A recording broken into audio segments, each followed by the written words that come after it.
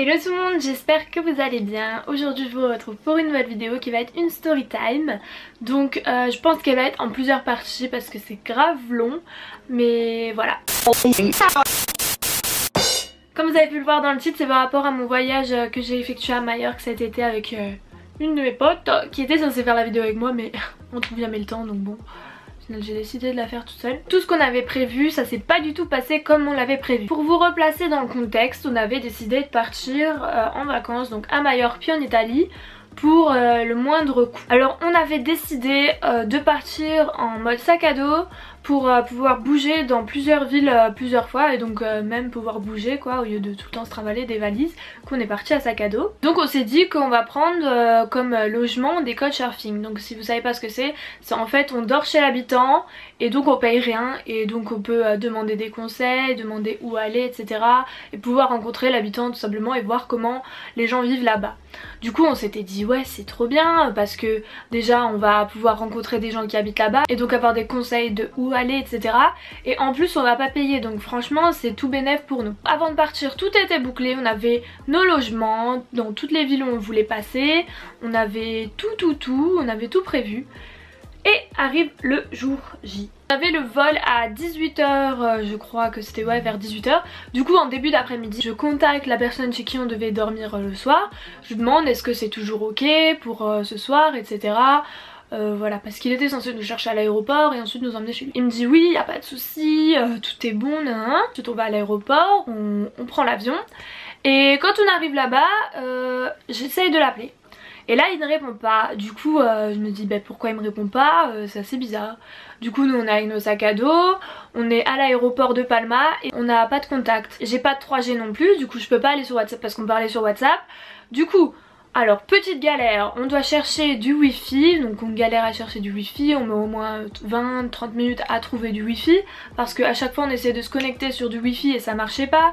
Enfin bref, on trouve enfin du wifi et là je vois que j'ai beaucoup de messages sur WhatsApp. Je me fais oui Nadia, je suis désolée mais je ne pourrais pas vous héberger parce que la chambre où vous étiez censée dormir vient juste d'être peinte, je viens juste de la prendre. Là Sarah et moi on tombe des nues, on est estomaqués. Je lui dis mais c'est pas possible, enfin vous pouvez pas nous laisser comme ça, nous on est à Palma là, on sait pas quoi faire, on n'a pas de solution quoi. Il était 20 h, on avait atterri, il était 20 h.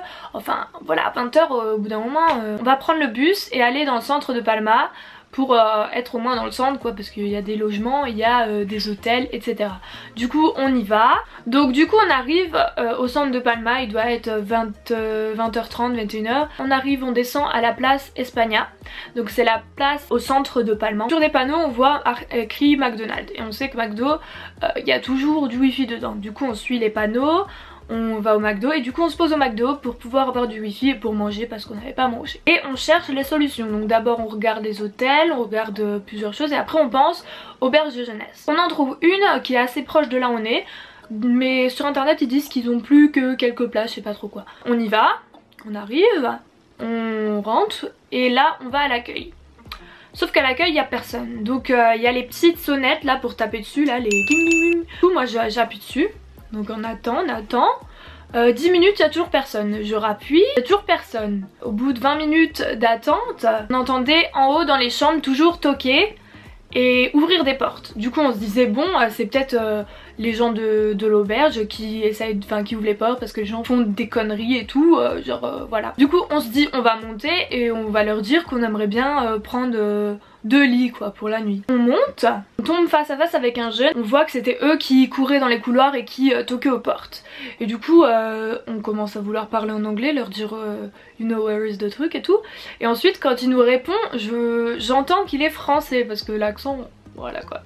Et du coup je dis t'es français, après il me dit oui et tout. On lui explique, on lui dit oui ça fait 20 minutes qu'on est en bas, nanana. Après il nous dit qu'il va chercher les dirigeants. Et du coup on essaye de prendre notre chambre. De nouveau une galère parce que elle nous dit, déjà elle parle pas bien l'anglais, du coup elle galère.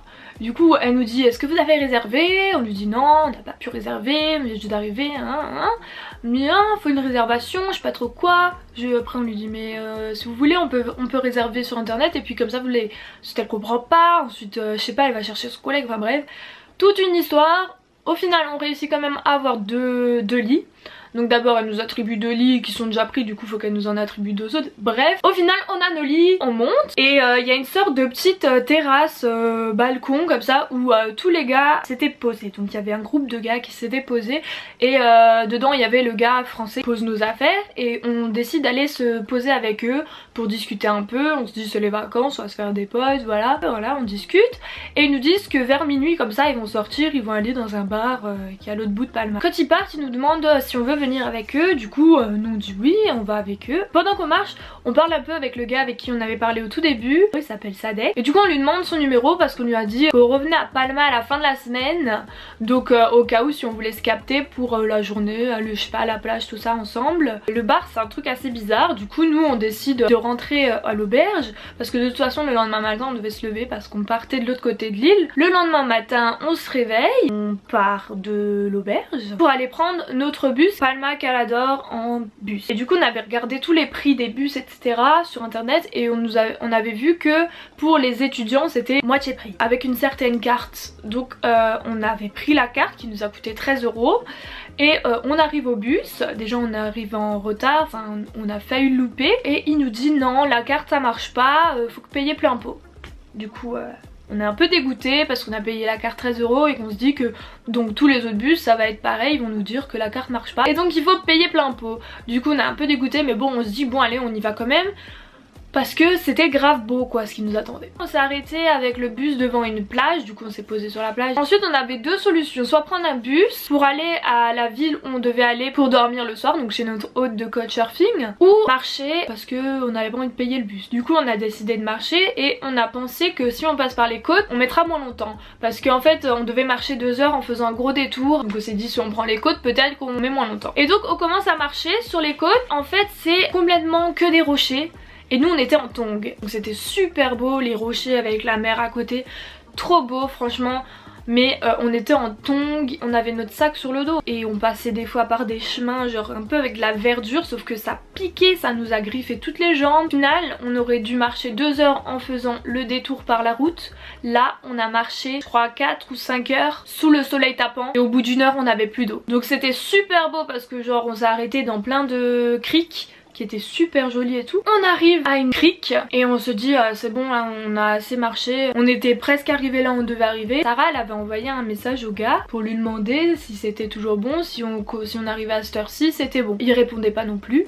Du coup quand on arrivait à cette crique il y avait un espace wifi, du coup on l'a appelé via WhatsApp et là il répond, il nous dit vous êtes où, parce que moi à 18 h je dois partir à Palma, je pourrais pas vous héberger si vous venez après 18 h. Donc là on fait quoi, mais qu'est-ce qu'il nous raconte, il nous a jamais dit ça, il nous avait dit, parce qu'on avait demandé à partir de quelle heure on pouvait arriver, il nous a dit 17 h. On lui a dit qu'on n'arriverait jamais avant 18 h et qu'il nous avait jamais précisé qu'à 18 h il partait. Donc ça nous a bien énervé, on était là dégoûtés parce que on savait qu'on pouvait pas arriver, du coup on n'avait pas de logement encore une fois, déjà que ça nous était arrivé le jour d'avant et du coup on s'est dit mais on a la malchance sur nous, c'est quand même pas possible. On commence à marcher un peu pour aller vers la ville la plus proche pour prendre un bus parce qu'on s'est dit c'est bon, écoute si c'est pour que tous les couchsurfers nous fassent le même coup, comme quoi on peut pas venir chez eux ou qu'ils nous répondent pas etc, autant rentrer sur Palma, aller dans l'auberge et faire toutes nos vacances à Palma, voilà. C'était super dommage parce qu'on voulait voir plein de choses, une grotte en particulier à je ne sais plus quelle ville, mais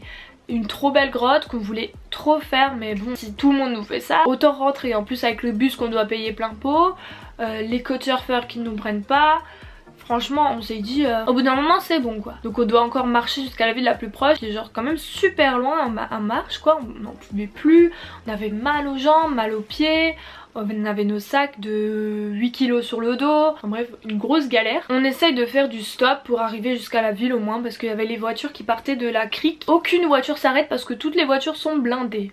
Du coup nous on continue à marcher, on se dit bon il va commencer à faire tard, faut quand même qu'on marche quoi. Et quand on est presque arrivé dans la ville, il y a enfin une voiture qui s'arrête, donc un couple d'Allemands, vraiment trop gentils, vraiment merci beaucoup à vous. On dépose devant une épicerie parce qu'on n'avait pas mangé et on se dirige vers l'arrêt de bus le plus proche pour retourner à Palma. Donc on prend le bus, on repaye plein pot, nos dépenses c'était explosé par rapport à ce qu'on avait prévu. On arrive sur Palma vers, je crois qu'il était 22h. On a pris notre bus à 20h et de faire de Calador à Palma c'est 2h environ. On est retourné au McDo pour rechercher une solution où dormir. On voit sur internet que l'auberge où on était le jour d'avant, elle avait presque plus de place ou plus de place. Du coup on se dit bon, sur le site hier c'était écrit qu'il y avait plus que 2 places et il y avait beaucoup plus de places encore disponibles. Donc peut-être que là il y a marqué il y a presque plus de place, mais peut-être qu'ils en ont encore. On retourne là-bas et du coup on leur dit qu'on voudrait prendre de nouveau de lits pour 4 jours. Donc on était prêt à payer, c'était 27 € la nuit, mais on était prêts, on s'est dit bon autant payer et avoir un lieu où dormir. Il n'y a plus de lits disponibles,